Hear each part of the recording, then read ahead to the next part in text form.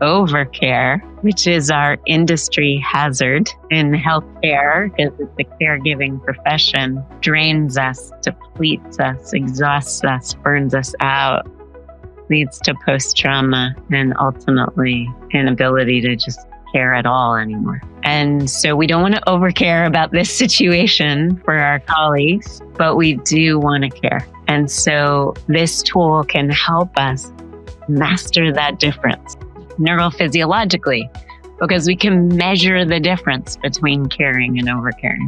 All right. So we're here with Robert and Sheva, and they are going to do a nice heart lock-in for us. Now I'm going to repeat the steps for, we also have a whole community right now of heart ambassadors from around the world, sending all of you listening to this podcast love, care, compassion, appreciation for the service to connect, and resilience. And I just want to honor that this podcast is being recorded the week that many of the healthcare workers that we serve and collaborate with in the VA hospital system have lost their jobs. With some radical changes happening in our government here. One person in particular that I worked with on Monday who's served the VA for almost 3 decades and is not returning to work today. And so if we could give special attention and focus to that group of people who find themselves in a sudden and unexpected transition, and to their patients for whom a real care plan through the transition was not established. And just now there's a distinction we have in the work that we do, which is care renews us, fuels us, and helps that which we care about. Overcare, which is our industry hazard in healthcare because it's a caregiving profession, drains us, depletes us, exhausts us, burns us out, leads to post-trauma, and ultimately inability to just care at all anymore. And so we don't want to overcare about this situation for our colleagues, but we do want to care. And so this tool can help us master that difference neurophysiologically, because we can measure the difference between caring and overcaring. And we can measure that difference long before we can't get out of bed and we call in sick. We can measure that difference in our heart rhythm patterns. We can measure that difference in our hormones, our neurotransmitters. But most important, as we gain more self and situational awareness, we can measure the difference in how we feel in the heart of this moment right now. We are our own best biofeedback. So if we feel renewed by our care, it's effective care. And if we feel drained by it, there's a good chance it's not helping what we care about either. So if overcare worked, knowing us as healthcare workers, we'd be like, all right, overcare is killing me, but it works. So I'm going to do it until I die. Yeah. Because we care so much that as long as we're effective, we're in it. However, because it's not effective, that's genuine motivation for us to listen to our own bodies and our own feelings and care in a way that's renewing and effective. And so the heart lock-in technique that we're doing for all of you right now can help us attain that. So we're going to focus attention as 3 basic steps. We're going to focus attention together in the area around the heart, the chest area. Imagining the breath is flowing into the heart and out through the heart. Breathing a little slower, a little deeper than usual.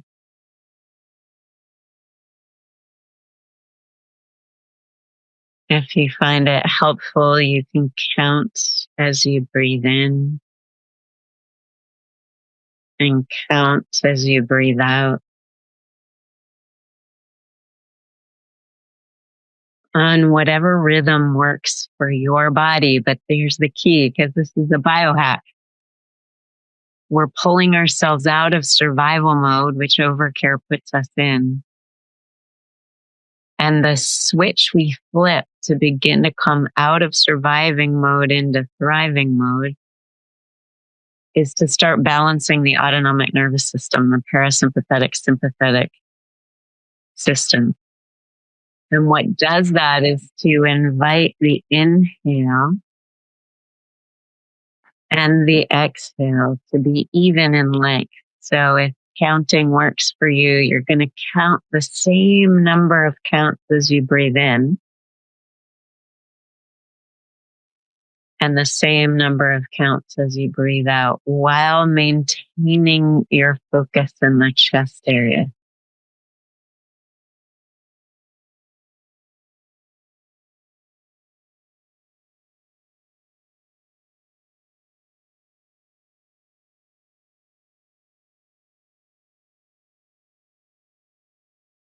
That's heart-focused breathing. Just that alone can start conserving a lot of energy if we're draining our energy. But to that heart-focused breathing, you can now add the activation of a renewing feeling. It might be a feeling of appreciation. You could appreciate Charlene for giving us this space to hear our own wellness whispers.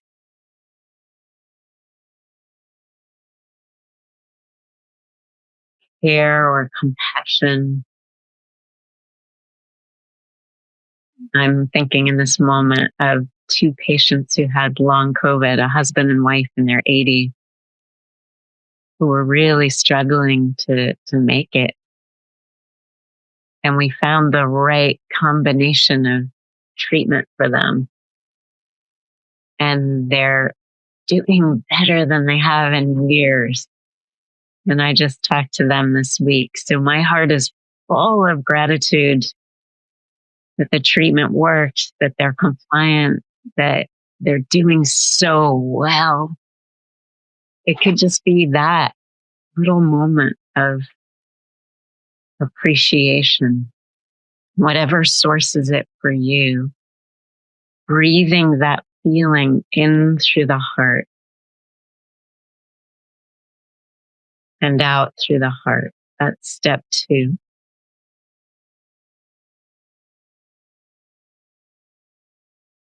And in step 3, just like the sun radiates its rays, there's some science behind this we won't go into right now. Just experiment with trying it. You imagine radiating that feeling to all the cells in your own body and beyond you this morning, to all the healthcare workers listening to this podcast.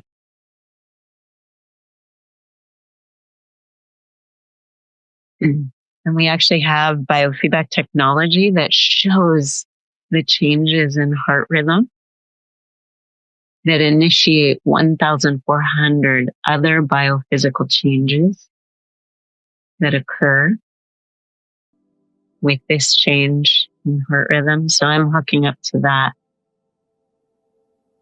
And we'll rest in this care focus together in silence for the next 3 minutes.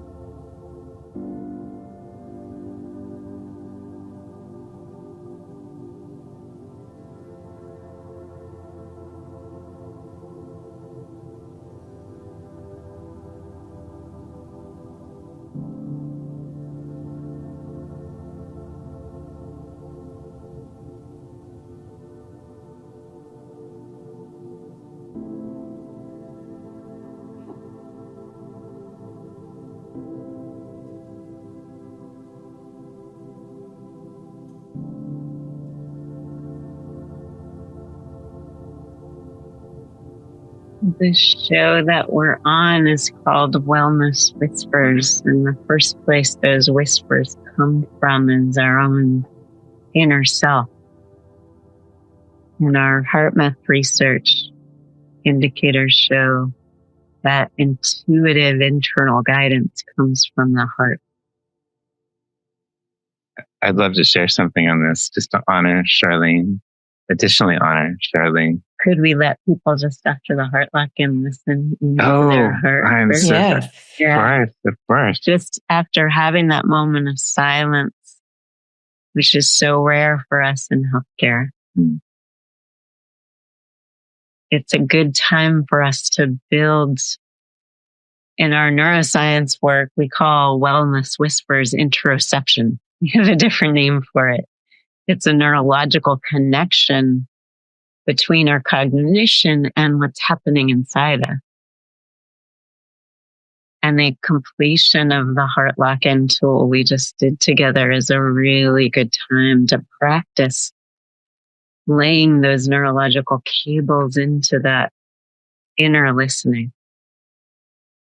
Just to listen to, we would say listen to your heart, but you could say listen to yourself.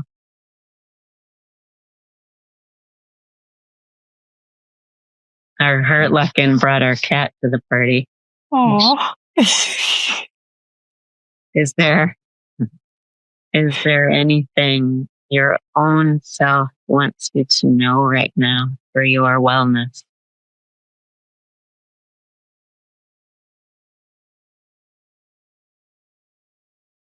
Mm-hmm.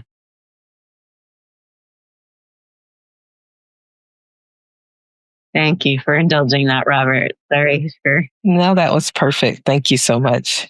No, the part I just wanted to honor in the name of that is Charlene.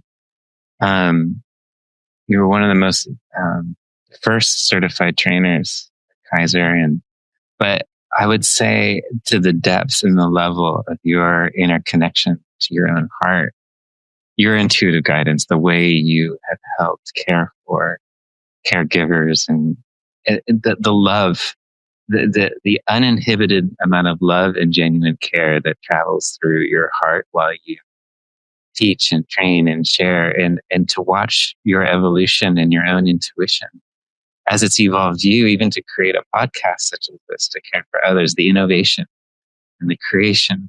It's just such an honor to know you and to be a part of this. And it's just our joy to help give to this, to help serve the many.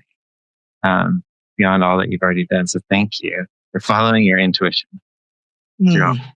Thank you, guys. I am so honored to have you guys here. I've been wanting you guys for like ever because what I learned from you was so magical that it enhanced who I was. And so that's why I wanted people to experience you, experience your essence, experience your presence, and just all of the difference that you guys are making in the globe is like amazing. And so I'm so honored. I love when I can connect heart to heart with people that I don't even know. And it was like an instant connection for me with you guys. And I just love you guys. That's why I call them my heart sister and brother, because they are amazing.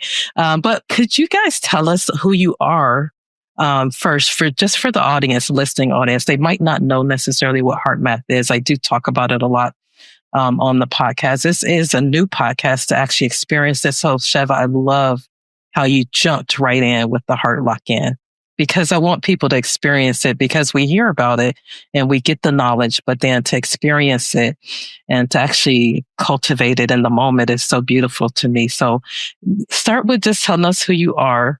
And then I really just want to know, Robert and Sheva, like, how did you guys get into this HeartMath?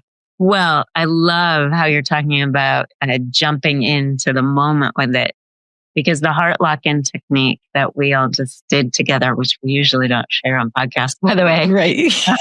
That's because we have this whole community of heart ambassadors around the world sending healthcare workers heart right now. You got to see what some of our more advanced students are doing in the world. Really sending care. And I'll just say, relative to that heart lock-in, when it's used in healthcare, it really changes patient care and outcomes, not just healthcare worker resilience. Yes. I'm thinking in this moment of a colleague at Colorado Children's who was working with a nonverbal Down syndrome patient, a pediatric patient, who had tachycardia, and there was nothing was bringing his kid's heart rate down. Really extreme tachycardia. And finally, she went in the room. She was the bedside nurse. And she just asked the family and all the physicians gathered around the kid to leave. And she gave the kid space. And she sat in the corner of the room and started doing this heart lock-in that we all just did together. Sure enough, as soon as she did, his heart rate came down to a normal rate. The family, the doctors, and all of the techs standing outside the room watching the monitors saw his heart rate come down and ran in to find out what changed it. And that jacked his heart rate back up. And so they realized he was having a stress reaction to all these people around him. So she trained all of his caregivers, including his family members, how to regulate the heart rhythm in his presence. And he stabilized. And so these tools that HeartMath has developed, we don't really get credit for that. Doug Childer, the founder of HeartMath, developed these tools, and he has a team of researchers and a whole team of people that helped develop this work. And then we got to come in and learn it and give it to healthcare workers, which is the privilege of a lifetime. They've been doing this research for 35 years on the physiology of the heart and our capacity to self-regulate the heart and emotions, which turn out to have an inextricable connection for the benefit and well-being of our health, our wellness, but also our patients, our coworkers, and ultimately, as you intimated there, Charlene, the world. And we do have science looking at the impact these changes in heart rhythm have on the earth itself and the reciprocal relationship between the earth and human beings. Which is really the leading edge of some of the research in collaboration with NASA. Pretty fascinating stuff. But for most of us working in healthcare, the world feels a little too big right now. We're just trying to get the next IV in or get through this day or night, the night shift. And so most of our tools are not like the heart lock-in where you're going into silence for 3 minutes. That's like a unicorn and it's 3 minutes of silence. Not in a hospital, that's for sure. In most hospitals, there are some now that are creating those silent spaces, and we could talk about some of the science of why that's important. But whether you get moments of silence or not, you can still go to your heart on the fly, on the move, when we're washing hands, when we're changing PPE, while we're starting an IV. These tools we're purposefully designed to be able to flip that switch to biohack our survival mode, where we spend a lot of energy, into a more efficient operating mode for us, efficient for our bodies. We're not talking about efficiencies for, your CFO, though it can become that. But first and foremost, it's efficient for your system, so that you have energy at the end of the day to make yourself a nice dinner instead of just grab a tub of Haagen-Dazs at 7-Eleven on the way. It's like practice. Yes. I think a layer I'd add to this in terms of what brought us to this and how does this all is. I'm not against Haagen-Dazs, by the way.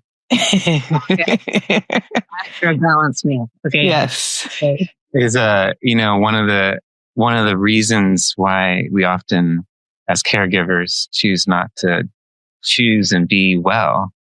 It's because we care so much, for others and want others to heal. And it's our calling. It's our purpose and our driver. And before I even met Sheva or HeartMath, the experience that brought me to this work was an experience that very much involved the heart unexpectedly, a feeling in my heart, the quality of love, and observing directly its functions in the healing process. And there was something in that experience, which was maybe another podcast at another time, was I was sure that the heart and love can help others heal. And so I was passionately focused to find and draw to me anything that was that. And I first drew Sheva to my life and was like, wow, okay, she's all about that. Yeah. And I found HeartMath. And they had built already the tools and the science and the evidence that this was in the mid 90s. It wasn't like you could get a doctorate in how does love heal.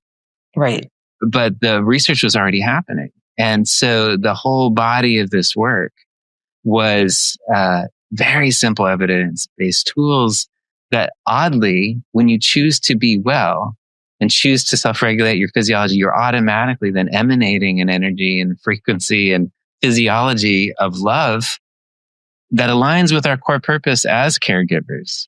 So often there's this dichotomy, like, well, if I choose to self-care and be well, then I can't care for others. It's like there's a reason not to. But what we're saying here is you can't not, you have to. The braiding of the two just further optimizes and empowers our capacity to love, and which it contributes to. And so that's what got me into this affinity. Sheva and I are also the co-directors for HeartMath Healthcare. So we really hold close to our hearts the healing and the wholeness healing for all those involved in the healing arts and health. And hasn't lost my attention yet, because it just goes deeper. The heart only goes deeper. It gets more and more refined. And I just want to say this is like the journey of being well, and the journey of what that means to be wholeness and healed and to offer that to others. It just gets deeper. It's almost like an infinite adventure. Yes. It's not like a binary code of you either are or you aren't. And so what that summons us as healthcare givers is we can often feel isolated by the boundaries of our room or our division or our unit, and like that our care only can reach this person or that. But what you'll see with the heart is the love goes beyond walls. Clinically, the field environments, when you shift into a balanced, coherent state at the heart, it can affect others in the next room or in the next building or in the next town. And so in a time in the world where it can feel hopeless, to know that our love matters, to know as caregivers, we can do simple maneuvers like the one we started this call with that can have effect and impact to help lift and help a world be whole. That gives a lot of incentive to follow those whispers of wellness inside our heart. Yeah, it's pretty amazing. You guys, when I was going through my transition in July, so I early retired in July, but when it was time for me to stop, I knew something was off with me. And so I felt stuck. Even though I was free, I still felt like I was bound. And so I did this heart lock-in, before I went into prayer. And oh my God, it was just absolutely amazing because what it opened up was all of the, what I call soul pain that I had encountered through all of the trauma, that the systemic stuff that had happened. Not that anybody did anything to me, but a lot of times when you are over caring and you're not paying attention, your soul is being wounded. You know, every little scar, every little word spoken that was inappropriate, it gets to you. You think you're like floating through it. And I was like, this is no big deal. I can handle this. But when I finally got quiet, see that heart lock in, lets you get like so still and quiet. And then things started emerging. It was the most wonderful thing that I have ever done, meaning it was painful, but it was wonderful. If I explained that right. But I love how the HeartMath tools helps you to really get quiet, because especially coming out of burnout, you really need to get quiet to be able to listen to your heart, to the whispers of your heart, so you can see and make sure that you realign yourself. And that's really what it did during my tenure there at KP. I mean, HeartMath Caring Science was magic sauce. This was our opportunity to still be authentically present, to still release love in the midst of all of the darkness that we were experiencing. So I am just so honored for the tools that you guys taught us. For HeartMath, it's so powerful and profound. I have to share this one testimony. This is not even in the hospital, but I was driving somewhere with a young lady, and she had a panic attack she was driving. And so I walked her through. Yes. Yes. I was like, oh my God. And I had briefly told her about HeartMath, and I did a quick coherence with her in the moment while she's driving. And it literally helped her to come down. And then we pulled over and we switched over. But it was like a lifesaver, honestly, because she was like in full blown panic. And I had to walk her and lead her back to her heart. And so the work that you guys are doing I can't even like speak. I don't even have the words for it, honestly. But it's still a part of my life. You guys were supposed to be a part of my life. And that's why I'm so thankful for you guys, because even beyond retirement, this is who I am. I'm a heart person. I'm a love person. I like to love the unlovable. I like to go all the way in the heart, because humanity needs love. And I want to be that floodgate. And I just feel like this tool is so amazing. And I want everybody in the world to experience it. And so that's why I love you guys so much. So that's why I wanted them to come on the podcast, because if you're an organization, I know there's organizations out there that are looking for tools. This is an amazing tool. HeartMath is an amazing technique to give your employees. So I would totally just ask anybody that's struggling and see their staff struggling to tap into HeartMath, so that they can use them as a resource to help the care team become whole again. Yeah.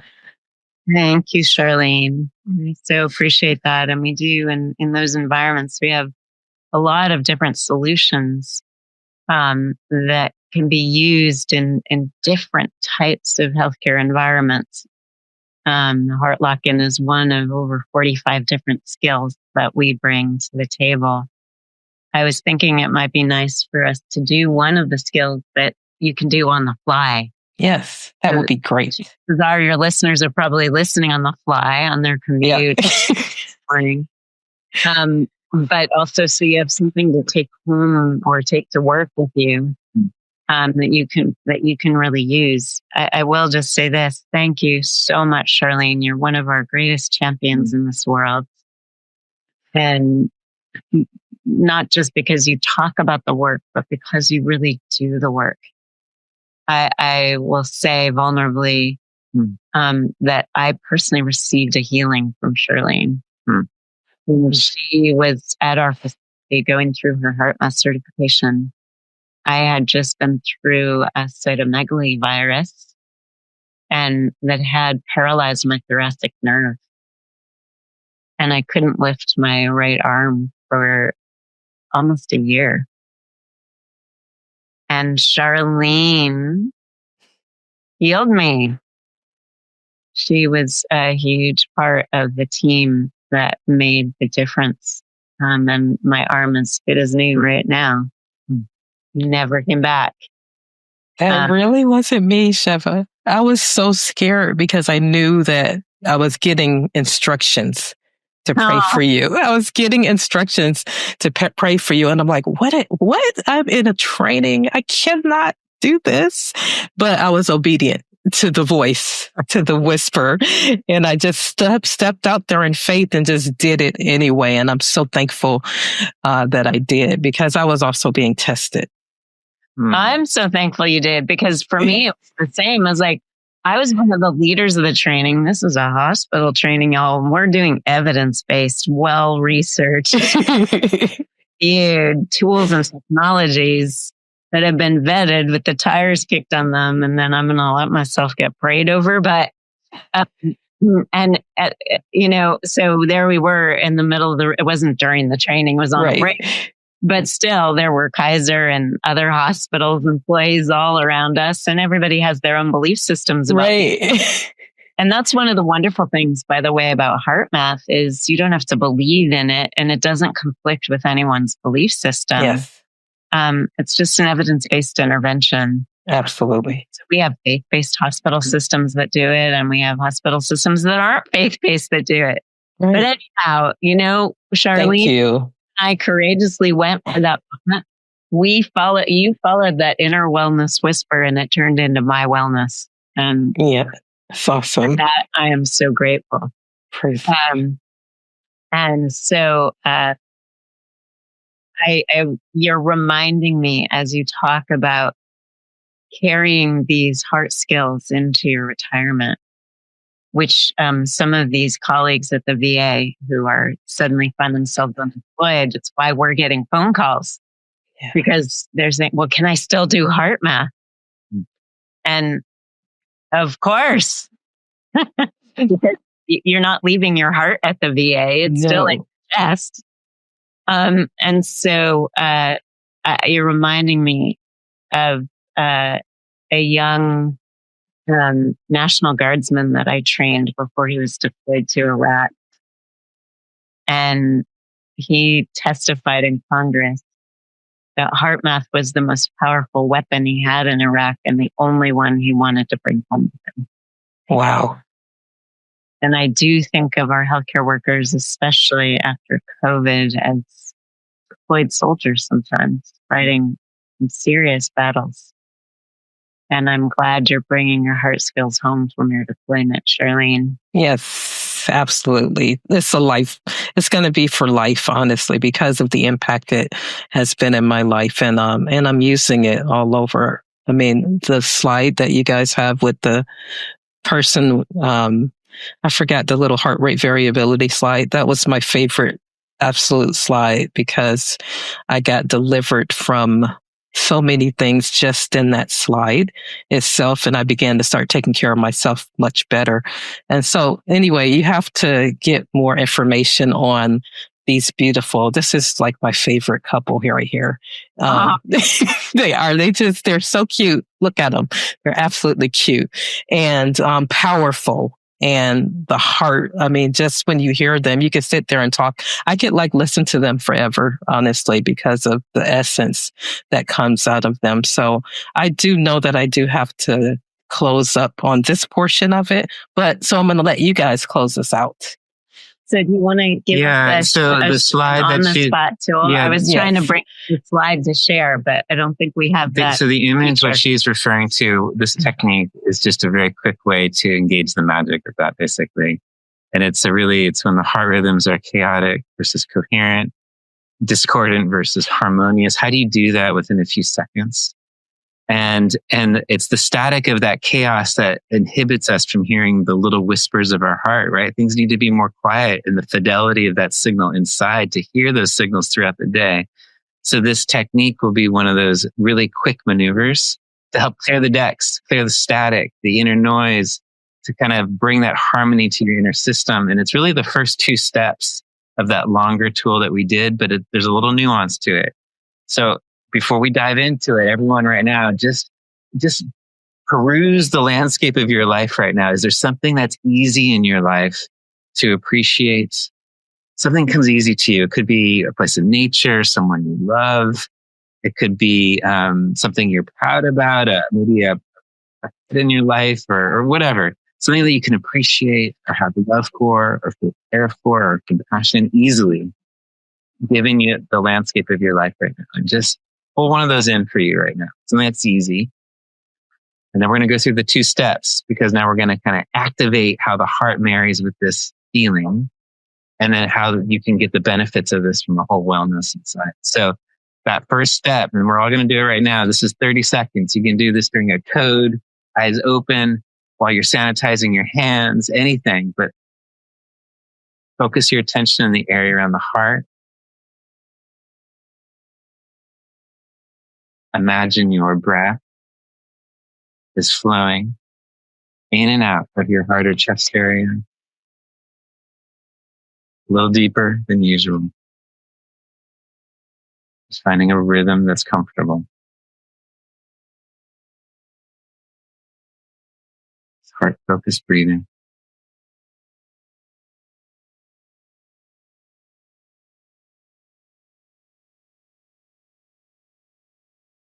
And while you continue to breathe through the area around the heart, just make a sincere attempt to experience a regenerative feeling. Just love or care or appreciation or compassion for someone or something in your life, something that comes easy to you right now.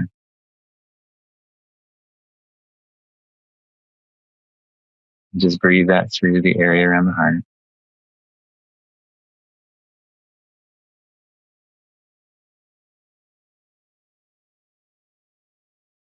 And as you continue to breathe that feeling, just make an inner commitment. Bridge this into that next moment of your life. The carryover effect of a coherent heart can carry with you into each next liquid moment. No matter how hard it might be, it'll add a little grease to those wheels, a little less friction. The breathing shifts that signal in the heart. The feeling helps sustain it.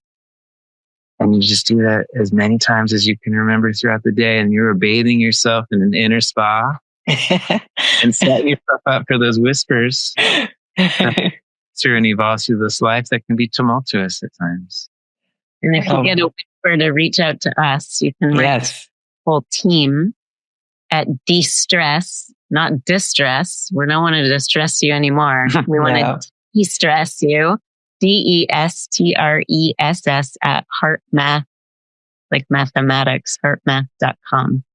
De-stress at HeartMath.com. That is so wonderful. And I am going to put your information in the description so that people can reach out to you guys.